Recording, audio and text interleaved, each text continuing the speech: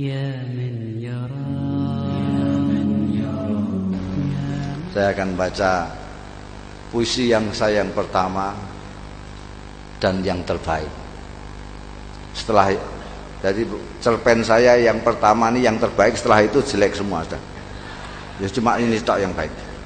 Ini saya baca spesial untuk Anda. Judulnya Gus Ja'far.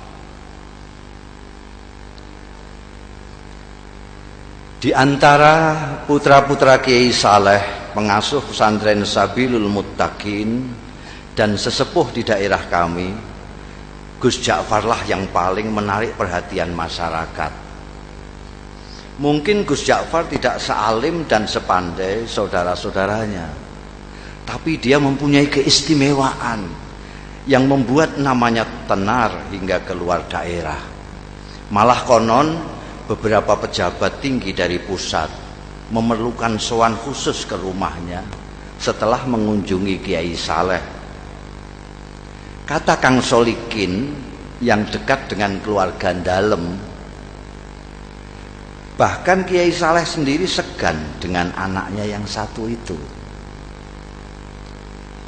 Kata Kiai, Gus Ja'far itu lebih tua dari beliau sendiri. Cerita Kang Solikin suatu hari kepada kawan-kawannya yang sedang membicarakan putra bungsu Kiai Saleh itu. Saya sendiri tak paham apa maksudnya kok anaknya lebih tua dari beliau itu. Tapi Gus Ja'far memang luar biasa, kata Mas Bambang, pegawai Pemda yang sering mengikuti pengajian subuh Kiai Saleh.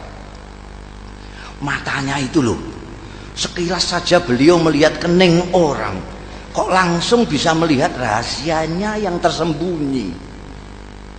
Kalian ingat enggak Sumini yang anak penjual rujak di terminal lama itu, yang dijuluki perawan tua itu? Sebelum dilamar orang Sabrang kan ketemu Gus Ja'far. Waktu itu Gus Ja'far bilang, "Sum, kulihat kok keningmu kok bersinar, sudah ada yang ngelamar ya?" Loh, tak lama kemudian orang Sabrang itu datang melamar Sumini. Kang Kandar kan juga begitu, timpal Mas Guru Slamet.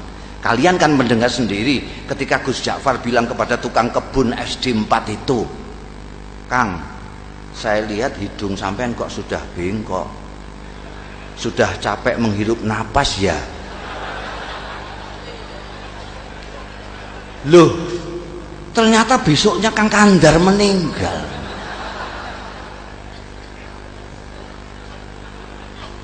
Ya, waktu itu saya pikir Gus Ja'far hanya berkelakar, sahut Ustadz Kamil.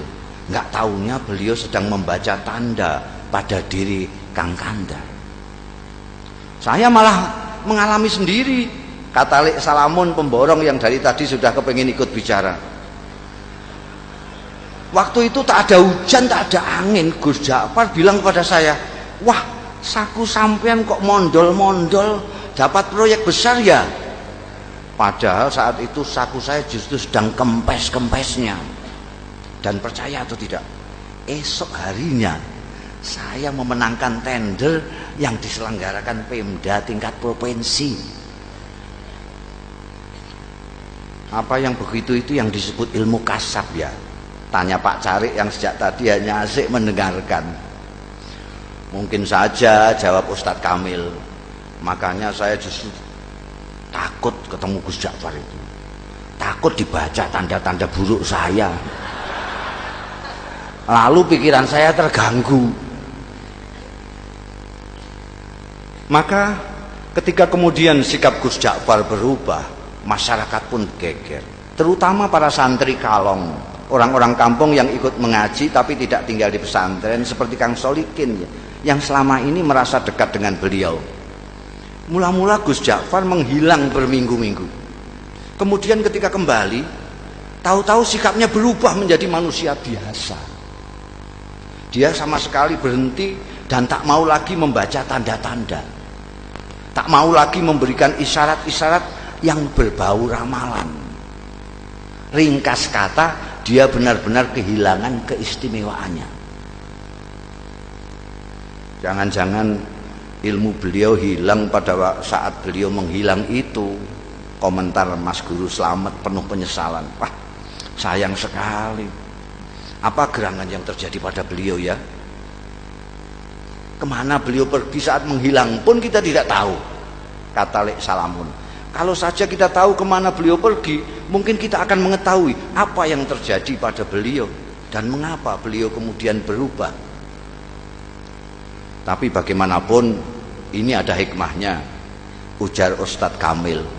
Paling tidak kini kita tidak bisa setiap saat menemui Gus Ja'far paling tidak kini kita bisa setiap saat menemui Gus Ja'far tanpa merasa deg-degan dan was-was. Bisa mengikuti pengajiannya dengan niat tulus mencari ilmu, tidak takut ditebak-tebak.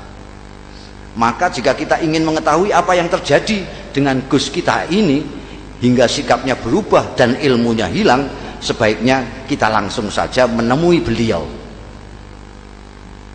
Begitulah sesuai usul Ustadz Kamil pada malam Jumat sehabis wiridan salat Isya, saat mana Gus Ja'far Prai tidak mengajar, rombongan santri Kalong sengaja mendatangi rumahnya.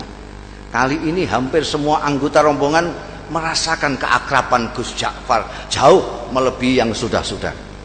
Mungkin karena kini tidak ada lagi sekat berupa rasa segan, was-was dan takut dibaca tanda-tandanya. Setelah ngobrol kesana kemari, akhirnya Ustadz Kamil berterus terang mengungkapkan maksud utama kedatangan rombongan.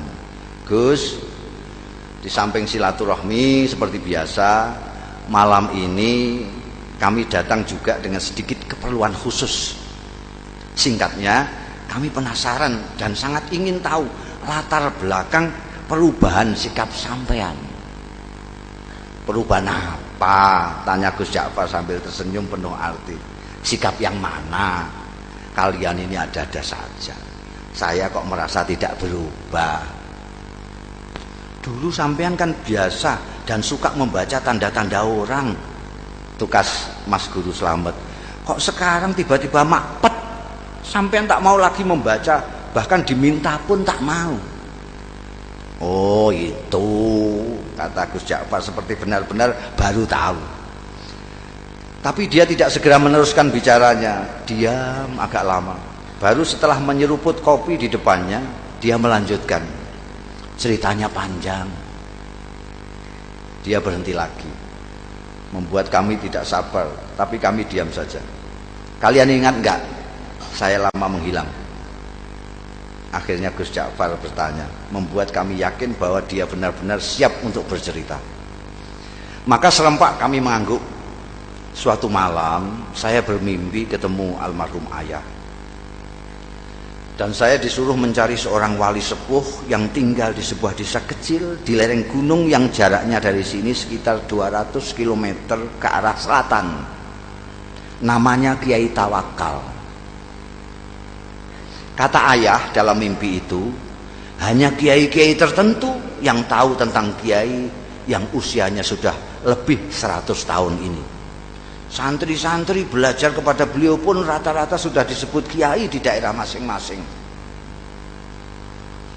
Terus terang, sejak bermimpi itu saya tidak bisa menahan keinginan saya untuk berkenalan dan kalau bisa berguru kepada wali tawakal itu. Maka dengan diam-diam dan tanpa pamit siapa-siapa, saya pun pergi ke tempat yang ditunjukkan ayah dalam mimpi dengan niat bil barokah dan menimba ilmu beliau. Ternyata ketika sampai di sana, hampir semua orang yang saya jumpai mengaku tidak mengenal nama Kiai Tawakal.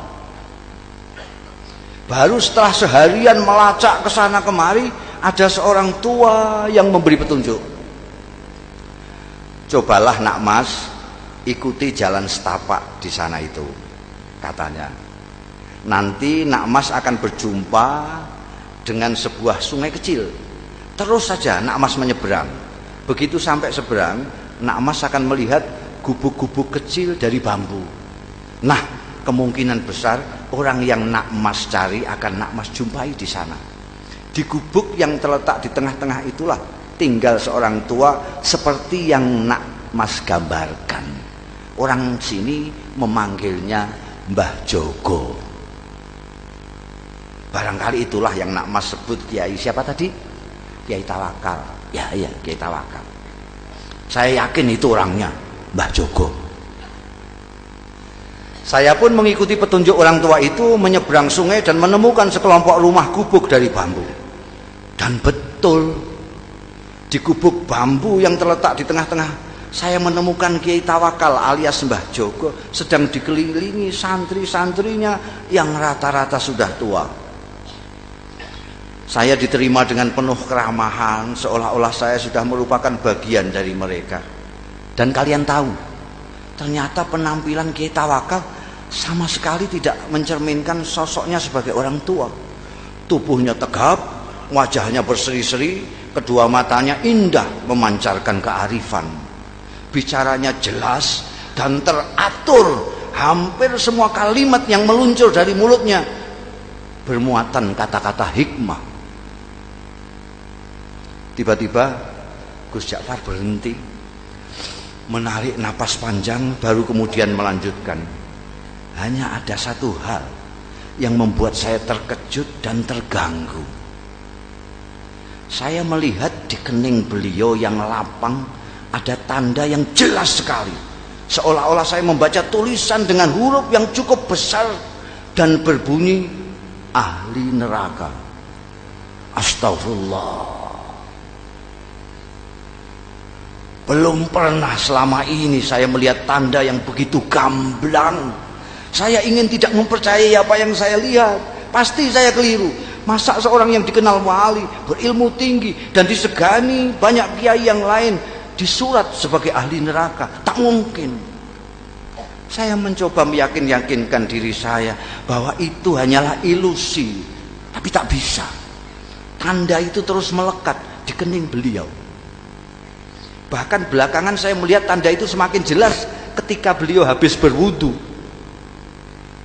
Gila. Akhirnya niat saya untuk menimba ilmu kepada beliau, meskipun secara lisan memang saya sampaikan demikian, dalam hati sudah berubah menjadi keinginan untuk menyelidiki dan memecahkan keganjilan ini. Beberapa hari saya amati perilaku Kiai Tawakal. Saya tidak melihat sama sekali hal-hal yang mencurigakan. Kegiatan rutinnya sehari-hari tidak begitu berbeda dengan kebanyakan kiai yang lain. Mengimami salat jamaah, melakukan salat-salat sunnah seperti duha, tahajud, witir dan sebagainya, mengajar kitab-kitab, umumnya kitab-kitab besar, mujahadah, zikir malam, menemui tamu dan semacamnya. Kalaupun beliau keluar, biasanya untuk memenuhi undangan hajatan atau, dan ini sangat jarang sekali, mengisi pengajian umum. Memang ada kalanya beliau keluar pada malam-malam tertentu, tapi menurut santri-santri yang lama, itu pun merupakan kegiatan rutin yang sudah dijalani Kiai Tawakal sejak muda. Semacam lelono broto, kata mereka. Baru setelah beberapa minggu tinggal di pesantren, saya mendapat kesempatan atau tepatnya keberanian untuk mengikuti Kiai Tawakal keluar. Saya pikir inilah kesempatan untuk mendapatkan jawaban atas tanda tanya yang selama ini mengganggu saya. Begitulah pada suatu malam purnama, saya melihat Kiai keluar dengan berpakaian rapi. Beliau berbelok. Ketika kemudian saya ikuti belok, saya kaget, ternyata sosoknya tak kelihatan lagi.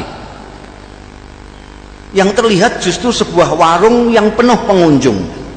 Terdengar gelak tawa ramai sekali.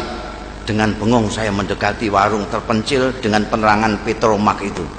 Dua orang wanita, yang satu masih muda, yang satu lagi agak lebih tua, dengan dandanan yang menor, sibuk melayani pelanggan sambil menebar tawa genit ke sana kemari.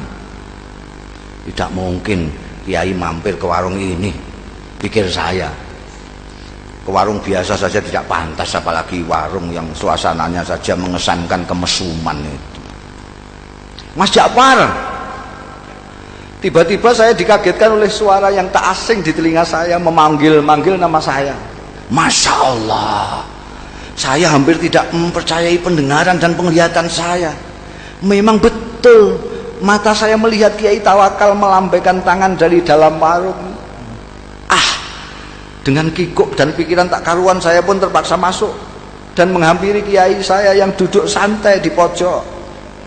Warung penuh dengan asap rokok.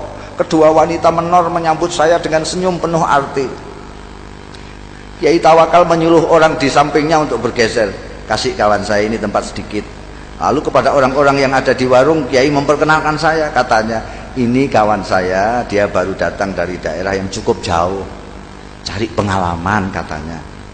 Mereka yang duduk dekat serta-merta mengulurkan tangan, menjabat tangan saya dengan ramah, sementara yang jauh melambaikan tangan. Saya masih belum sepenuhnya menguasai diri, masih seperti dalam mimpi. Ketika tiba-tiba saya dengar Kiai menawari, minum kopi ya. Saya mengangguk asal mengangguk. Kopi satu lagi yuk, kata Kiai kepada wanita warung sambil mendorong piring jajan ke dekat saya. Silakan, ini namanya Rondo Royal, tape goreng kebanggaan warung ini. Lagi-lagi saya hanya mengangguk kepala asal mengangguk.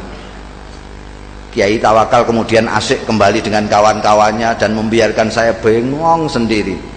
Saya masih tak habis pikir, bagaimana mungkin Kiai Tawakal yang terkenal waliullah dan dihormati para kiai lain bisa berada di sini, akrab dengan orang-orang beginian, bercanda dengan wanita warung. Inikah yang disebut Lelono Broto? Ataukah ini merupakan dunia lain beliau yang sengaja disembunyikan dari umatnya? Tiba-tiba saya seperti mendapat jawaban dari tanda tanya yang selama ini mengganggu saya, dan karenanya saya bersusah payah mengikutinya malam ini. Oh, pantas di keningnya aku lihat tanda itu. Tiba-tiba sikap dan pandangan saya terhadap beliau berubah. Mas, sudah larut malam. Tiba-tiba suara Kiai Tawakal membuyarkan lamunan saya. Kita pulang yuk. Dan tanpa menunggu jawaban saya, Kiai membayari minuman dan makanan kami, berdiri, melambai kepada semua, kemudian keluar. Seperti kerbau dicocok hidung, saya pun mengikutinya. Ternyata setelah melewati kebun sengon, Kiai Tawakal tidak menyusuri jalan-jalan yang tadi kami lewati. Biar cepat, kita mengambil jalan pintas saja ya, katanya. Kami melewati pematang, lalu menerobos hutan, dan akhirnya sampai di sebuah sungai. Dan sekali lagi saya menyaksikan kejadian yang mengguncangkan. Kiai Tawakal berjalan di atas permukaan air sungai seolah-olah di atas jalan biasa saja. Delonyor-delonyor. Sampai di seberang, beliau menoleh ke arah saya yang masih berdiri mematung. Beliau melambai, ayo, teriaknya. Untung saya bisa berenang.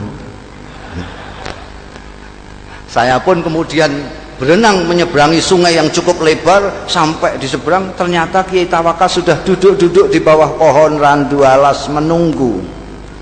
Kita istirahat sebentar, katanya, tanpa menengok saya yang sibuk berpakaian. Kita pasti punya waktu, insya Allah sebelum subuh kita sudah sampai pondok.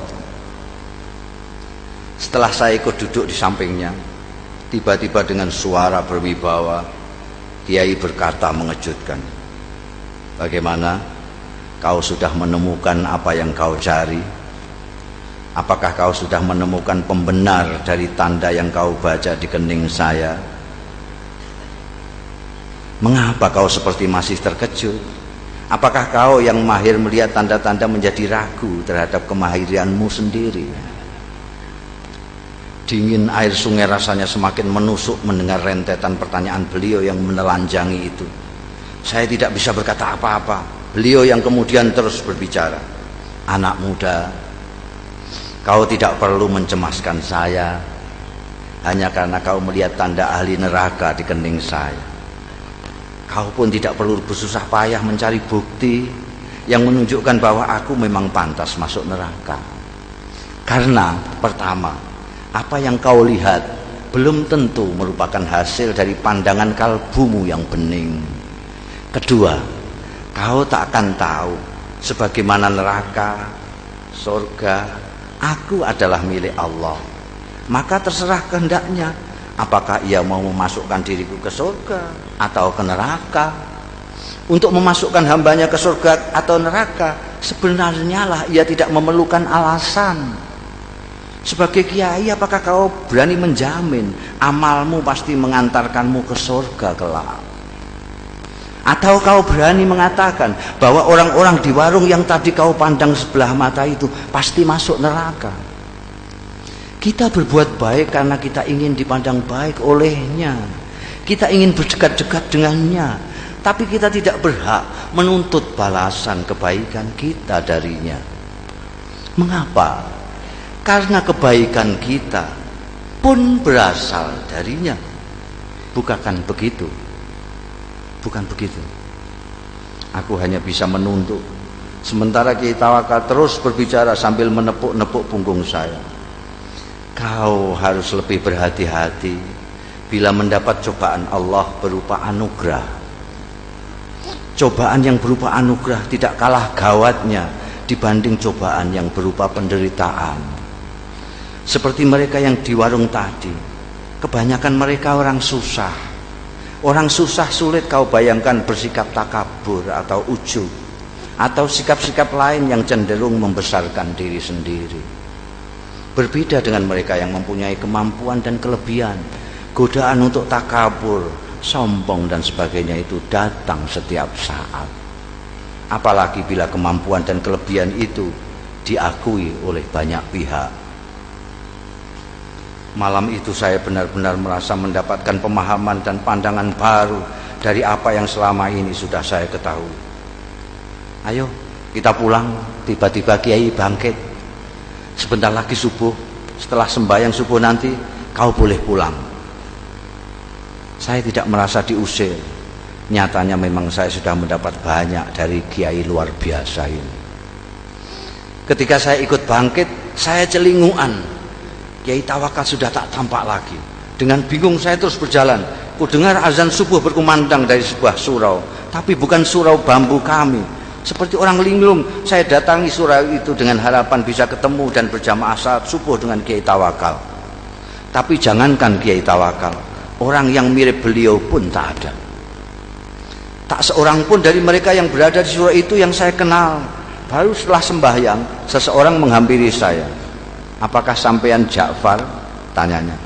Ketika saya mengiyakan, orang itu pun menyerahkan sebuah bungkusan besar yang ternyata berisi barang-barang milik saya sendiri.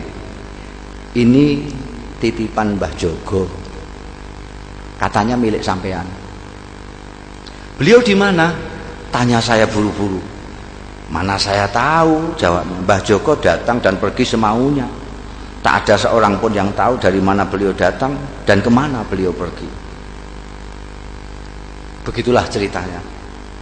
Dan Kiai Tawakal alias Mbah Jogo yang telah berhasil mengubah sikap saya itu tetap merupakan misteri. Gus Ja'far sudah mengakhiri ceritanya, tapi kami yang dari tadi suntuk mendengarkan masih diam tercenung sampai Gus Ja'far kembali menawarkan sungguhannya. Monggo tidak. Wassalamualaikum warahmatullahi wabarakatuh.